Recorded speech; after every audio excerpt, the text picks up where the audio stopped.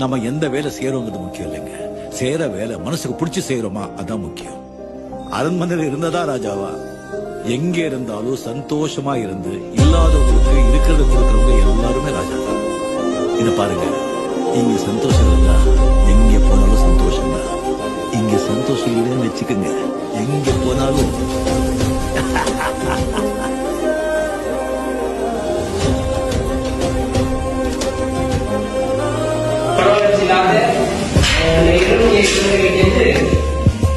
இரவு ஆகாரத்தை நமக்காக கொடுத்துட்டு இருக்காங்க.